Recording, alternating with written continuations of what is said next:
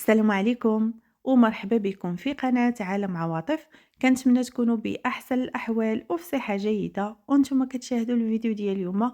غادي نشارك معكم الشباكية بطريقة سهلة مبسطة، مقادير مضبوطة، كتجي أكثر من رائعة، شاربة العسل هشيشة، كتذوب ذوبان في الفم. إلا كنتي أول مرة غادي تجربيها تبعي هاد الطريقة وغادي تنجح معك إن شاء الله من أول تجربة. بالنسبة للمكونات غادي نحتاجو كيلو ديال الدقيق تكون نوعية جيدة، غادي نغربلوه، ملعقة صغيرة ديال الملح اللي دقيت معاها 2 كرات ديال المسكة الحرة، 8 غرام من خميرة الحلويات، ملعقة كبيرة ديال النافع اللي مطحون ومغربل، ملعقة كبيرة ديال حبة حلاوة تا هو مطحون ومغربل، ملعقة كبيرة ممسوحة ديال القرفة، كأس ديال اللوز اللي مطحون مزيان ما يعادل 80 غرام، كأس ديال الزنجلان تا هو مطحون مزيان ما يعادل 80 غرام. شوفوا معايا خصهم يكونوا مطحونين مزيان ودوزوهم في الغربال اللي رقيق باش هكا العجينه ديالكم من بعد ما تجيكمش كتقطع. هاد المكونات غادي نخلطهم مع بعضهم. من بعد غادي ناخد 160 غرام ديال الزبده، كنحطها على النار، كنخليها كتغلي حتى كيحيد منها داك الحليب والزبده، ضروري كتولي هكا زبده نوازيط. وغادي نضيف كأس غير مملوء ديال زيت الزيتون. وغادي دابا كنبدا كما كنقولوا كنبسبس هاد المكونات، غادي نخلطهم هكا مع بعضياتهم مزيان حتى هادوك المكونات كامله هكا كيتلبسوا بهاد الزيت والزبده. وضروري الزبده ديروها هكا تكون نوازيط، خليوها كتغلي حتى كيحيد منها داك الماء والزبده. وهنا عندي كأس ديال الماء زهر ما يعادل 200 ملي اللي ضفت ليه زعفران شعره وخليته حتى داب. وغادي نزيد ليه 3 المعالق كبار ديال الخل وغادي نحطهم على النار حتى غادي يدفاو، غادي غير ندفيهم عاد غادي نبدا نعجن بيهم. هنا غادي نزيد صفار ديال البيضه ونخلط صافي وغادي نبدا كنجمع بهذاك ما زهر والخل. كنبقى هكا كنضيفو تدريجيا وانا كنجمع العجين. وديك الساعه غادي نشوفو شحال غادي نحتاجو نزيدو ديال الماء. ملي هكا كتجمعوه هي غادي نحتاجو نزيدو الماء، ولكن غادي تبقاو نتوما كتضيفوا شويه بشويه حتى غادي تجمعوا العجين ديالكم. بالنسبه ليا انا خدات ليا نصف كاس ديال الماء، وانتوما غادي تشوفوا على حسب النوعيه ديال الدقيق اللي عندكم. العجينه دلكوها مزيان وما تكونش مطلوقه، خليوها هكا تكون رطبه كتعطيو هاد الدليك حتى كترطب، ما خصهاش تكون مطلوقه بزاف. هي العجينة ديال الشباكية ملي كتكون شادة في راسها وكتخدموها كتجيكم الشباكية هشيشة. اما الا كانت العجينة ديالها مرخوفة ملي كطيب كتجيكم قاصحة. ملي دلكتها مزيان صافي مباشرة غادي نقسمها لكرات وغادي نغطيهم بالبلاستيك الغذائي صافي. وغادي ندوز للمرحلة الثانية اللي غادي نبدا كنشكلهم بحال شكل مسمنة. غادي نبداو بأول وحدة هكا شكلنا، وغادي تشوفوا معايا الطريقة بهذا الشكل. كنسرحها كنبسطها هكا بالمدلك وغادي نطويها كيف ما كنطويو مسمنة، وكنكملوا بهذه الطريقة حتى غادي نساليو هذوك الكرات اللي عندي كاملين كنشكلهم بهذه الطريقة.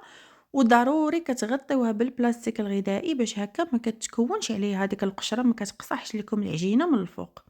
خليوها ترتاح واحد ربع ساعه صافي كترجعوا ليها كتبداو كتبسطوا. غادي تبداو باول وحده بديتو بها كتكون طلقات مزيان، كتطلقوها رقيقه. عندكم الماكينه دوزوها في الماكينه، ما عندكم سرحوها غير بالمدلك وغادي تبداو كتقطعوها. الا عندكم هذيك القطعه ديال الشباكيه هذيك راها كتسهل الخدمه بزاف بزاف.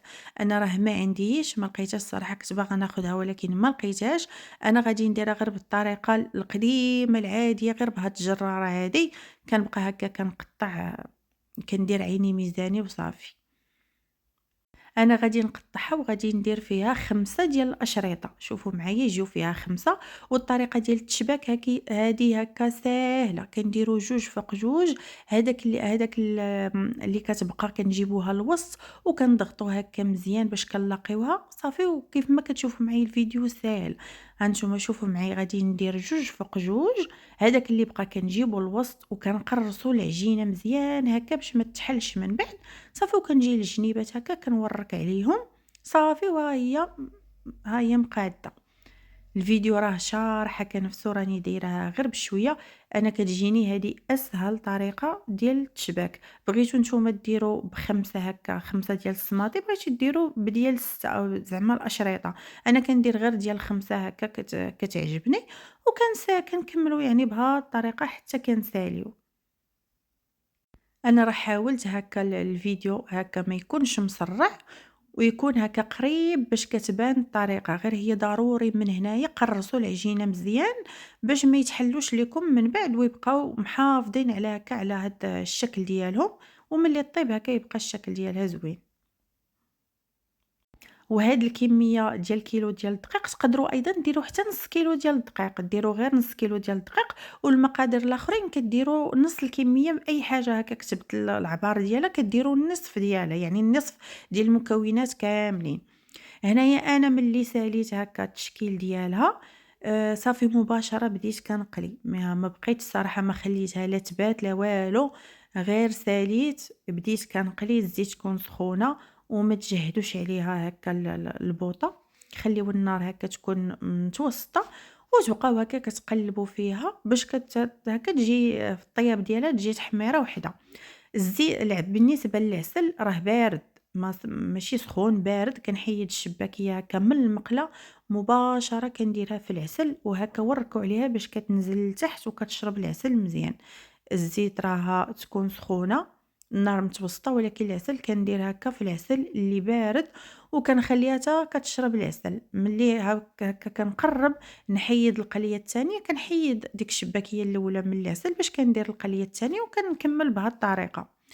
حتى ملي كنحيدها من العسل كنديرها هكا في شي نديروها فوق شي شبكه ولا شي حاجه باش كتسقطر من هذاك العسل اللي زايد. درت ليها من الفوق رشه ديال الزنجلان اللي محمر وحتى شويه هكا ديال الرقائق ديال اللوز اللي محمرين، وكيجي هذا هو الشكل ديالها. راه المذاق ديالها كيجي زوين بزاف وكتجي هشيجه شاربه العسل كتذوب في الفم. اهم حاجه ان العجينه ما ديروهاش مرخوفه. الا بغيتو الشباكيه ديالكم تجيكم تذوب في الفم، العجينه ديالها ما ديروهاش مطلوقه بزاف باش تجيكم الشباكيه ديالكم زوينه. وكنتمنى تجربوا هاد الطريقه ديالي وتنجح معكم ان شاء الله. الطريقه اللي سهله. كانت هذه هي الوصفه ديال اليوم، وإن شاء الله نلتقاو في وصفات أخرى.